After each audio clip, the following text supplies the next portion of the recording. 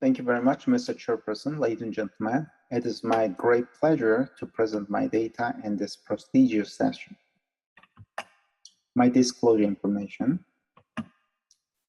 The assigned topic to me was atrial flutter after cardiac surgery.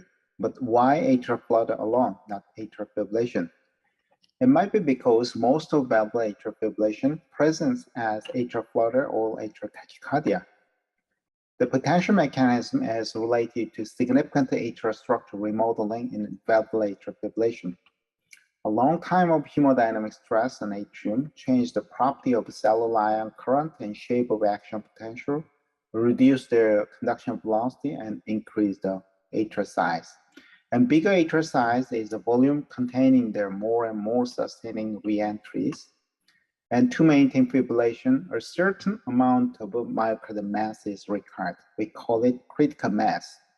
As we cut the myocardial mass serially, fibrillation changes to regular tachycardia at a certain point and eventually terminated.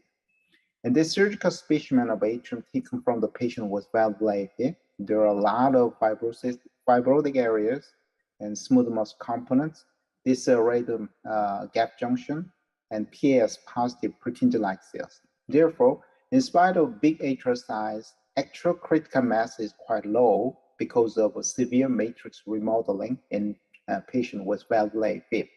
Therefore, valvular AF easily changes to atrial flutter or atrial tachycardia.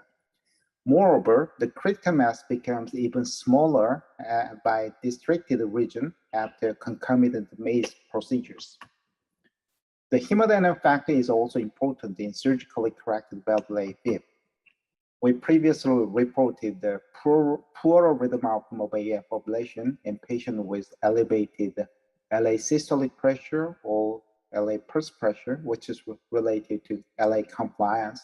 However, the hemodynamic burden might be relieved by cardiac surgery in patients with valvular AF.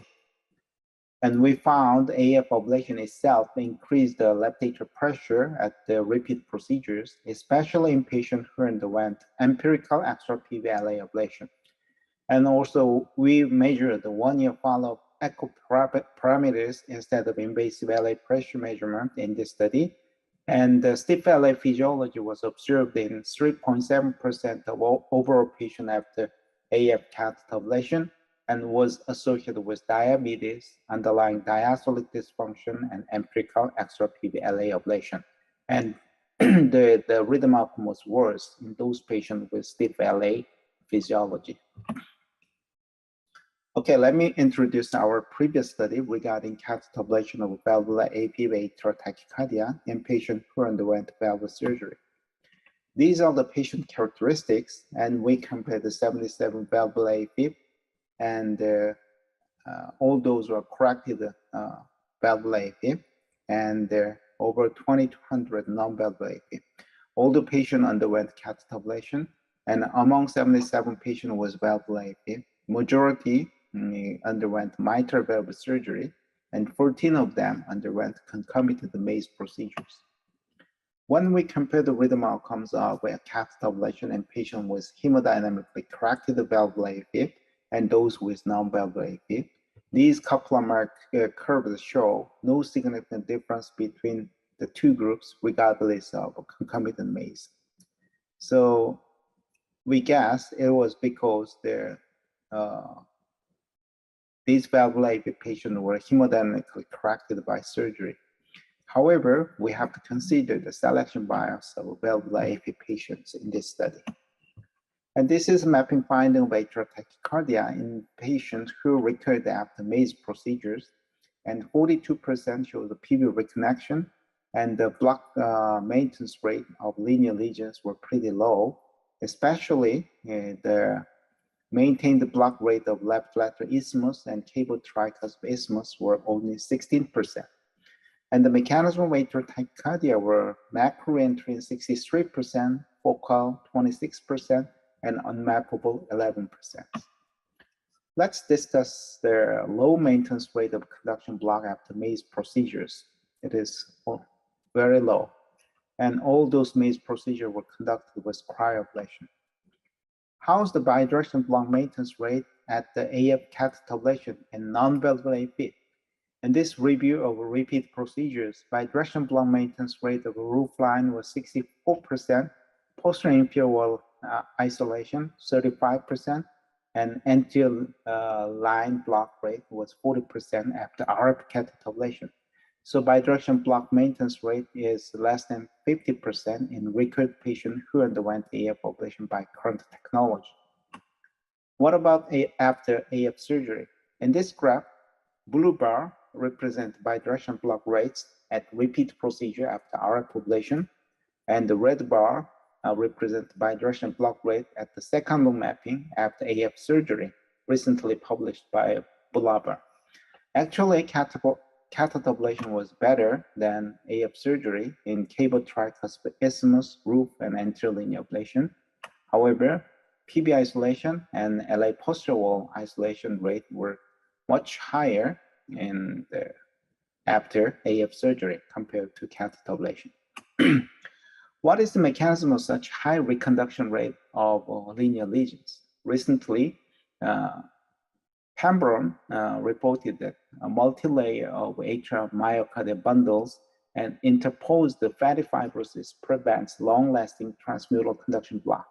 Therefore, recovery of epicardial conduction may result in procedural failure. Okay, let's look at the mechanism of post-surgical atrial fibrillation. The most common recurrence mechanism was macro reentry, and the proportion of CTI-dependent perimitral and multi-ripple reentries were similar.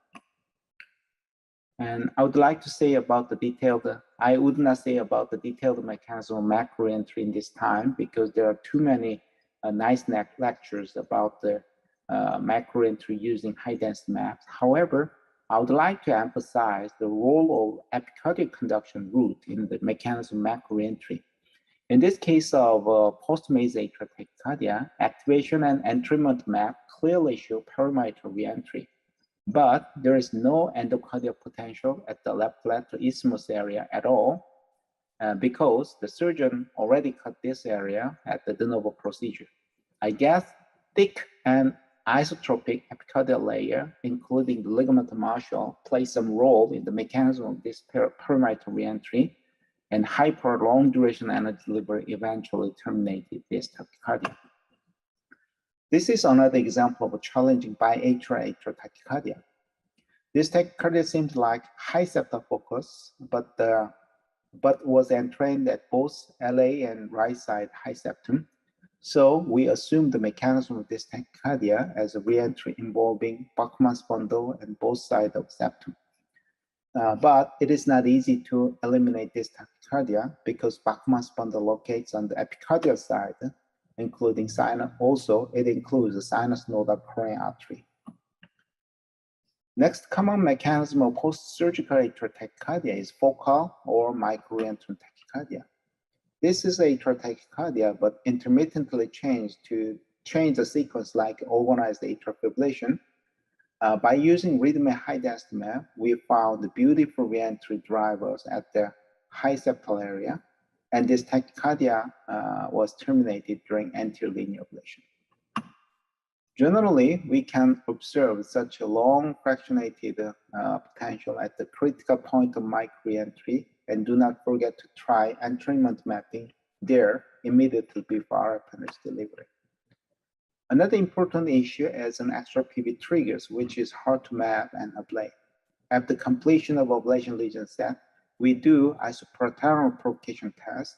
After induction of AF and the isoproteronal, we terminate it by internal cardioversion and wait for 10 minutes of isoproteronal cooling down period. If there is consistent atrial APC and or immediate AF trigger, we try to map and eliminate it as much as we can because extra PV trigger is an important mechanism of recurrence. Repeated shock and extra PV mapping is painful and stressful procedure, but it shows a constant pattern. If it shows a constant pattern of frequent APC, you can map carefully and ablate them all.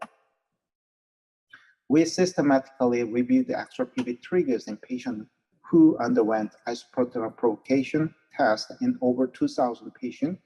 And we found extra PV triggers in 12% of de novo procedure and 29% redo procedures.